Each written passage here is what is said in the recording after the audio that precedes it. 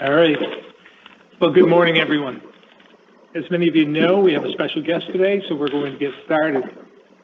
On Friday, Commissioner Pichek presented our latest data and modeling, which showed Vermont continues to have the lowest positivity rate in the country at about 0.2%. We also have the lowest number of cases per capita, and our growth rates have remained around 1% for months.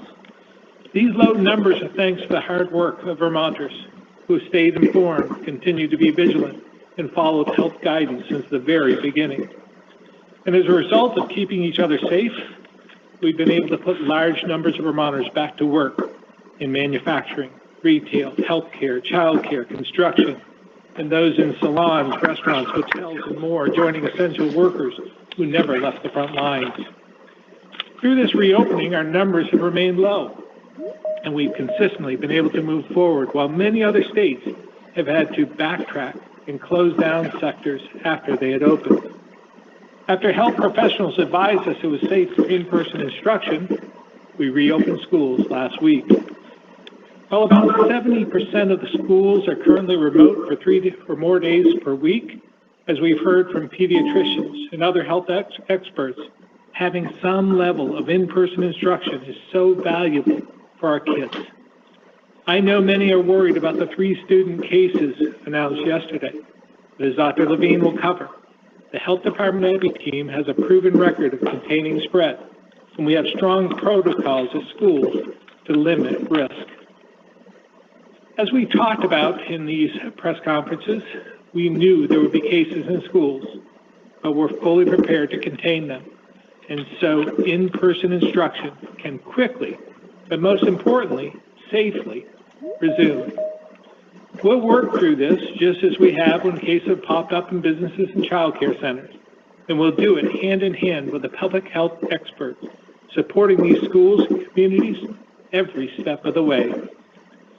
As you've heard me say many times, my decisions throughout this pandemic, from the closures and other mitigation steps in March and April, to the methodical reopening of our economy, hospitals, and schools, has been based on the data, the science, and the recommendations of our health experts.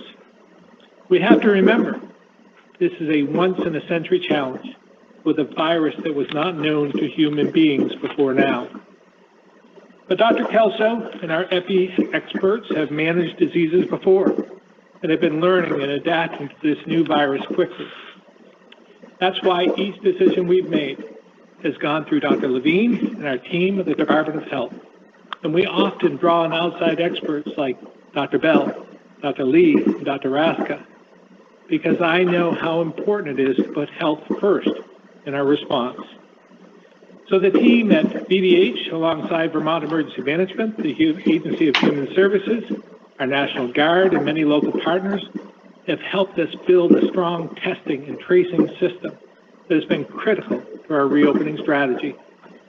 But it's important to note we're not doing this work alone. We have incredible federal partners at the CDC and beyond who are also working hard to keep Americans safe. Whether it's providing reliable research and health recommendations, providing much-needed supplies, or the trusted guidance of our next guest, we rely on our federal partners for help. That's why I'm pleased to have Dr. Anthony Fauci joining us by video today. I'm a big fan, and he's someone I've been so impressed with over the last 6 months. He tells it like it is, and in a way that most of us can understand, much like Dr. Levine. For most, he probably needs no introduction, but I'll give one anyway. Dr. Fauci is the director of the National Institute of Allergy and Infectious Disease, where he's led our understanding of HIV, AIDS, Ebola, and Zika. And he's advised 6 presidents on these global public health issues. He sits on the White House Coronavirus Task Force, and I'm sure many of you have seen Dr. Fauci sharing his wisdom on many national programs. And as I alluded to before, I know I've really appreciated his leadership and expertise during these difficult times. Dr. Fauci, if you were here in person, we typically would try and sweeten you up with our world-class maple syrup, or maybe even a maple creamy. which you probably know is a soft serve ice cream.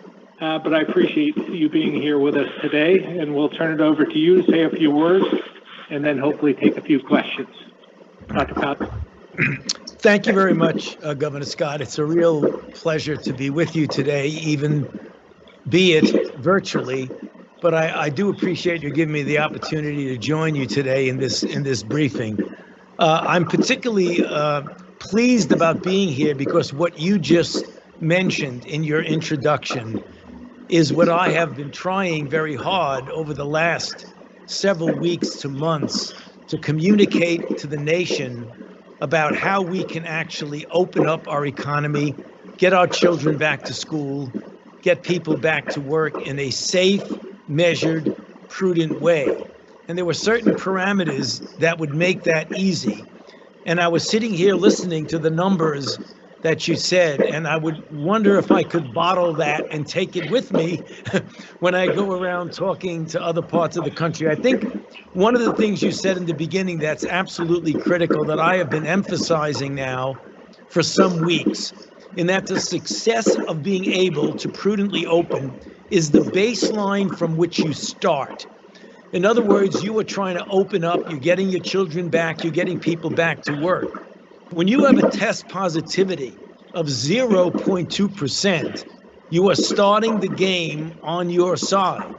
And when you do that, you also mention things about school. You want to have some in-person instruction. And when a child gets infected, which inevitably will happen, you have a plan how to respond to that. So it isn't an all or nothing phenomenon, where when you get a minor setback, you don't have to turn the clock back. So I want to congratulate you and all of the officials in your state who have been responsible for this plan and the implementation of it in a very prudent way. I believe strongly that if we do what you've been doing in Vermont, in the rest of the country, although it's different, as you well know better than anyone, that Vermont is different than other regions and sections of the country, but nonetheless, there are some commonalities. And if we adopt the commonalities that you've done, I believe that as we enter the fall and the winter, which will be a challenge because there'll be much more indoor activity as opposed to outdoor activity, that we can not only get through the fall and the winter, but we can come out on the other end better off than we went in. So again, thank you very much for giving me the opportunity to make these few comments, and I'd be happy to join you in answering questions. Thank you very much, Dr. Fauci. We'll start with Calvin from WCAX. All right. Thank you, Dr. Fauci, for coming in today virtually. I wanted to ask you about rapid result testing. I'm wondering if you believe that rapid result testing is reliable and if it has a place in a state like Vermont where we have such a low COVID positivity rate and also a low COVID case count. Yeah, thank you very much for that question. Yes, the rapid result has a place, particularly when you're trying to do screening of opening up whatever, or screening a nursing home, or screening a prison, or a meatpacking plant, or a place where you need to know something that might not necessarily have a 99% sensitivity, but if you do it enough, then you have a degree of certitude that you are going to ultimately pick up individual cases within a group. Let me give you an example of what that would be. We have a rapid result testing whenever we walk into the White House. So let me look at my watch, about 2 hours from now, I'm going to be going down to the White House. And before I enter, we need to know generally whether I'm infected or not. It isn't like I have a risk. I've not been exposed to anyone. But in order to find that out, we can't wait 24 to 48 hours. So when you're dealing with screening, it is a very, very good test. As you mentioned, Vermont, with such a low test positivity, likely does not necessarily need that in a critical way. But if they do want to do broad general surveillance, it could be a good mechanism to use, particularly the most recent tests, which have a higher degree of sensitivity and specificity than the first generation tests. Thank you. Thank you. Liz from NBC5. Hi, Dr. Fauci. As you know, cases have remained pretty low here in Vermont, but I'm wondering if you have any advice for Vermonters as we, anticipate a potential second wave of the virus in the winter. Yeah. Well, yeah, my recommendation would be to do the kinds of things that you are doing. One of the important lessons, and I'm glad you raised the question that way, that even when you are in as good shape as Vermont is, you got into good shape by certain things that you've done. Don't get careless, and I don't expect that you will, because there's no indication that you've done that, but be prudent and careful in your interaction in the community. Because if you let your guard down, they're unquestionably, because people come in and out and will be coming into Vermont from states and regions that have a higher degree of test positivity. I don't think you inevitably are going to have a second wave. And this really relates to what I said a moment ago.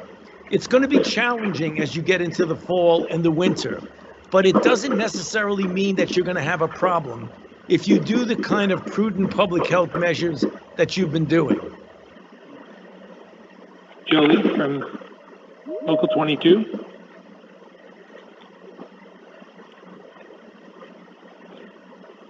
Okay, we'll come back. Well, go ahead. Oh, thank you so much. Hi, Dr. Fauci. Thank you so much for your time. With the seasons changing and it being a popular time to travel to Vermont, how should the hospitality industry, like businesses and hotels, continue to operate safely? Well, very good question. I mean, Vermont is certainly a very popular place to visit, particularly in the fall, and also winter with skiing and a variety of sports that you have.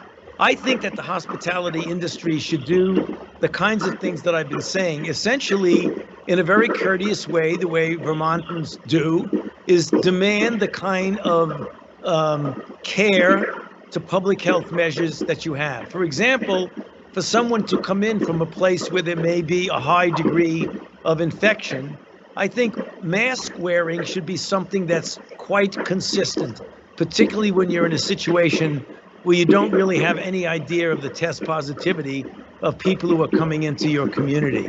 So obviously you want to be courteous and welcoming, but you also want to have a degree of protocol that I think safeguards not only the people who visit, but certainly the inhabitants and the people who do live in Vermont. So I think a good degree of caution without being over restrictive would be the way to go. We'll now go to Wilson from the AP. Thank you. Hi, Dr. Fauci. Welcome to Vermont virtually. You talked earlier, and we here in Vermont are accustomed to small numbers on everything because we're such a small state. Do you think what the practices and procedures and protocols that Vermont has been using to keep these numbers so low, do you think those can be translated into larger states? Yes, absolutely so.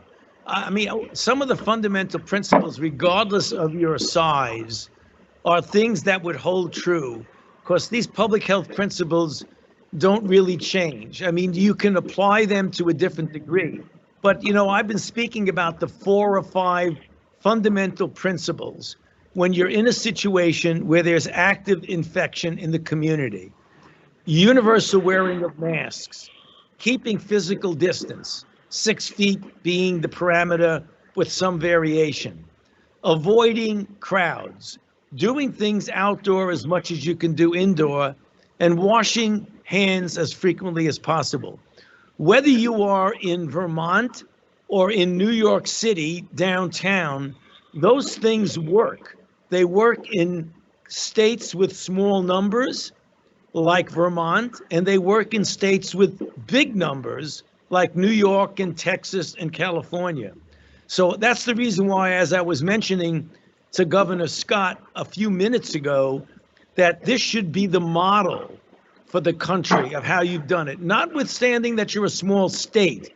but it should be the model of how you get to such a low test positivity that you can actually start opening up the economy in a safe and prudent way. Okay, thank you very much. We'll now go to Kevin from 7 Days.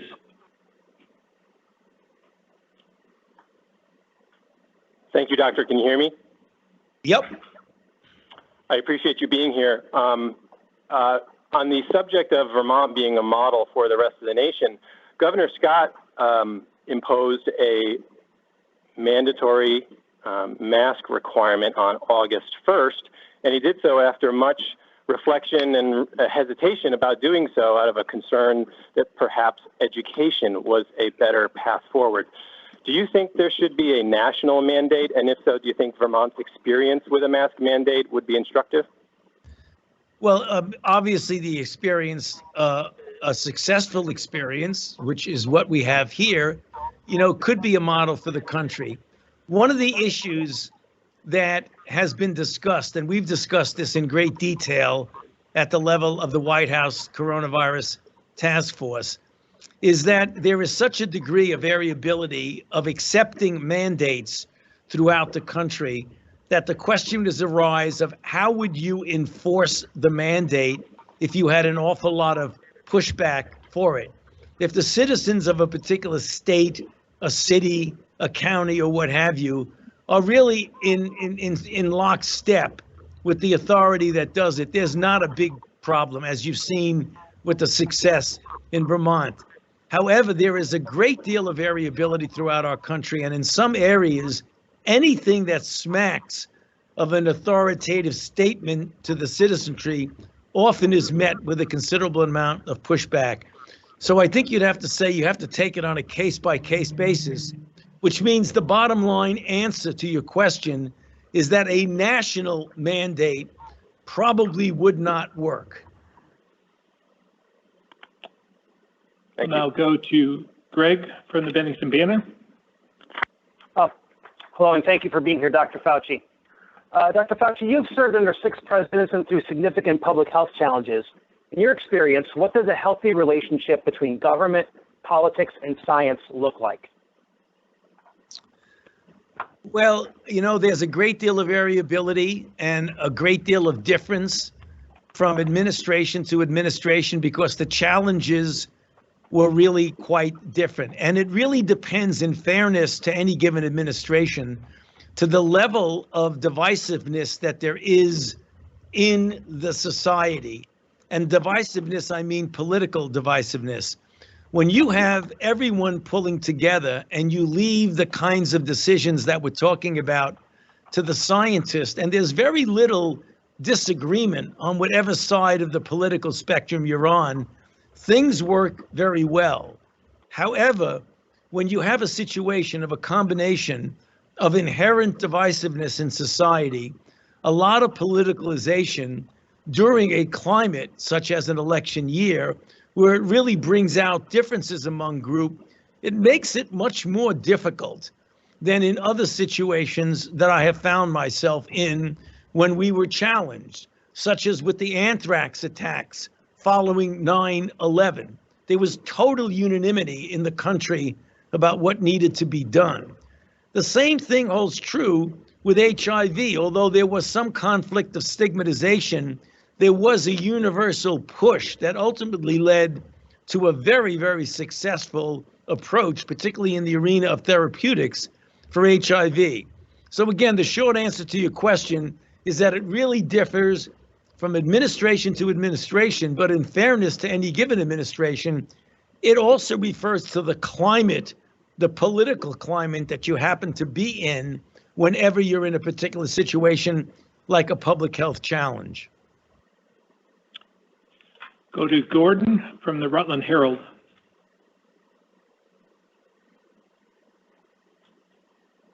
Good morning. Building a little bit on Wilson's question from the AP, a lot of people want to attribute our low infection rates to our population density, but we don't rank nearly as low in population density as we do in infection rates. Are we an outlier, or is there no real correlation between the two? Well, there is some correlation, but as I mentioned in the beginning of this briefing, when I followed Governor Scott's delineation of the numbers, this is success because of what you did and not success only because of the low density in Vermont. You correctly pointed out that the degree of success is greater than the degree of low density. And we've seen some places of high density succeed.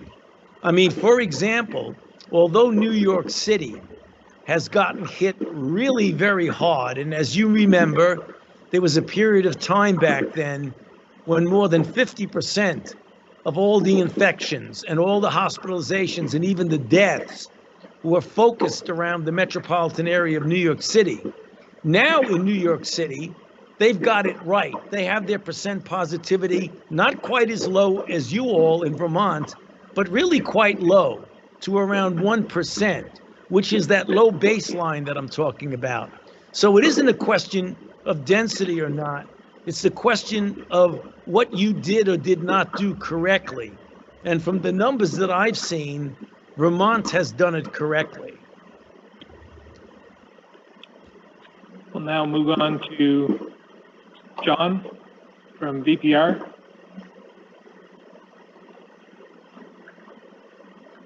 Thank you.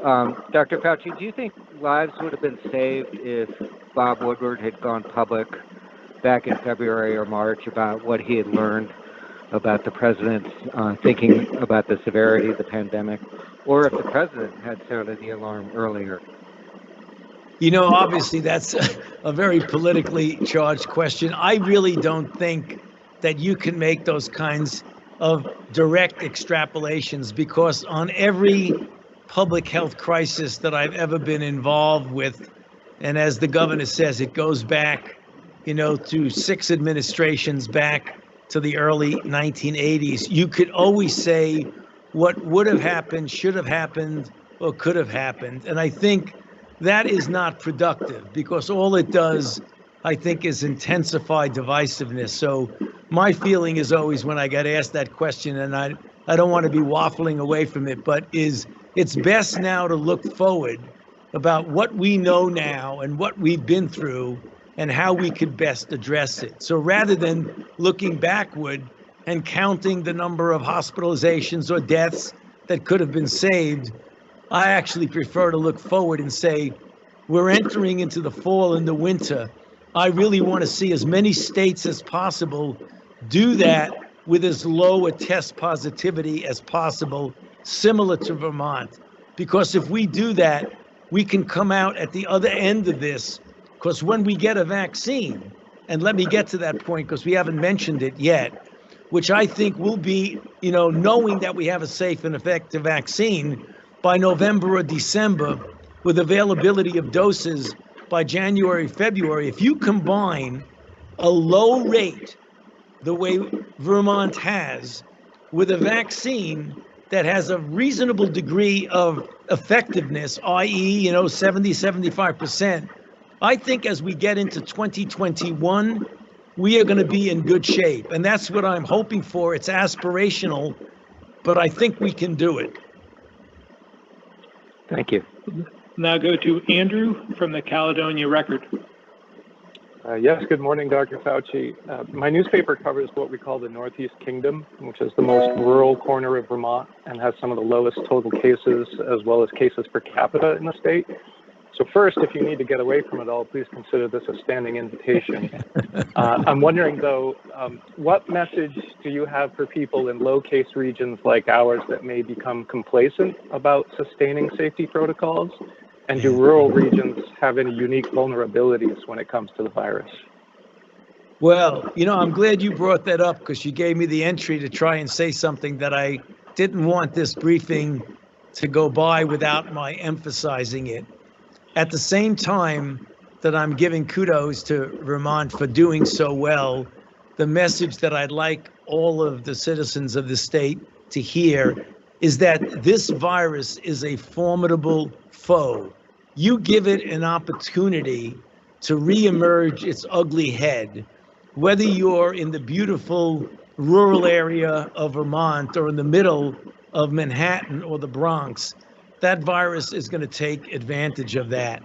So please, you've done so well. Don't let your guard down, because if we do, we are going to see surges that are going to put us back to where we were months and months ago. This becomes particularly important as we enter the colder season of the fall and the winter. So good question. Let's everybody keep our guard up and not be complacent. I'm going to use my moderator prerogative to allow another big fan of Dr. Fauci, Dr. Levine, an opportunity to ask a question or two. Good morning. Good morning. Thanks for reinforcing a message that I've been trying to reinforce over many, many press conferences. And thanks from myself personally and from Vermonters for all the qualities you've just shown us during this short time with you. Your leadership, your placement of science over politics, and your staunch focus on protecting the health of everybody in the country. I'd like to pick up on the vaccine theme a little bit. Frankly, I'm surprised I get to ask this question because I thought you would have had 5 or 6 already about vaccines. But clearly the buzz around the country is confidence in the safety and efficacy and in the scientific process regarding vaccines. Can you help Vermonters understand the research and the process of vaccine development and take them through this process at the federal level and tell them why they should trust the eventual vaccine that comes out of these trials? Yeah, thank you very much, Dr. Levine. That's a very important, and I'm glad you're giving me the opportunity to talk briefly about this. So the process of vaccine development is a scientific process that's ultimately decided at the end by a regulatory decision. We right now have 6 candidate vaccines that are in various stages of clinical trial in the United States. We're not the only country that's testing, but we have a number of candidates. They have gone into trial quickly, but I want to emphasize to you all that the speed was because of very sophisticated technological advances that have allowed us to get a vaccine from the sequence of the virus, which was published on January 10th by the Chinese, into a phase 1 trial within a period of months rather than years, and into a phase 3 trial that started on July 27th with 2 of the candidates and mid to end of August for the 3rd candidate. The 4th will go into phase 3 trial at the end of September, and the 5th and the 6th as we get into the fall. So getting to Dr. Levine's question, what about safety? There are multiple layers of checkpoints regarding both safety and efficacy. So the first of all, every trial has what's called a data and safety monitoring board that intermittently at predetermined points looks at the data carefully. They do it independently of the government, independently of the company, and independent of the regulatory authorities. They are a group of scientists, statisticians, ethicists, and others. And what they do is they say there's 4 possibilities. You look at what's going on in the trial and you say, we don't have enough data for a decision, keep the trial going. Second possibility, the data looks so even between the placebo and the experimental that you're never going to get an answer, so you might as well just stop the trial. The third possibility is that there's a safety signal here, so wait a minute, be careful, we're either going to stop the trial or delay it. And then the fourth is the data are so good that we don't even need to go any further. Let's just get this thing approved. So you have an independent body. I think a good example, and Dr. Levine is very familiar with this, recently there was a serious adverse event in one of the trials. Immediately, the trial was put on pause, which I think is, one, concerning that there was a serious adverse event, but encouraging to know that we were looking at it really carefully, and we stopped the trial to look at that. Now, as we proceed, the question that I think underlies Dr. Levine's concern is that will there be political pressure to push a vaccine through that might not be proven to be truly safe and truly effective? In addition to the Data and Safety Monitoring Board, you have advisory committees to the FDA, and the FDA's pledge that they will not put a vaccine for approval unless it's clearly shown to be safe and effective. And the final thing you put on there is you have the scientific community, like myself and Dr. Collins, who's the director of NIH, who very carefully look at that and are not shy about giving our scientific opinions. So I would think that we trust the FDA. They have pledged that they will do what the science tells them to do. So I can tell you, based on my experience and what I'm seeing, if there's a vaccine, which I'm fairly certain there will be, that's safe and effective, I, for one, would not hesitate to take it, nor would I hesitate to recommend that my entire family do it. So I feel good about it. Thank you. Well, again, Dr. Fauci, we know you have a hard stop at 11:30. We could keep you here for the next couple of hours asking you questions, but we're grateful for your taking the time to speak to Vermonters, reinforce what we're doing, what Dr. Levine and the entire team is doing, as well as what Vermonters have accepted.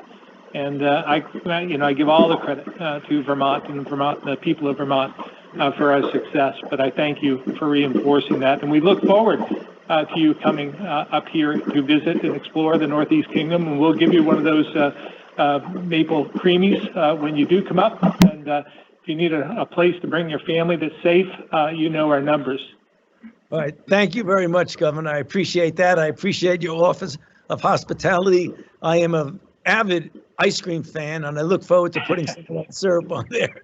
Thank you, and congratulations on doing a terrific job with your state. And thank you for the opportunity of joining you today. Yeah, thank you again. Have a great day. You too.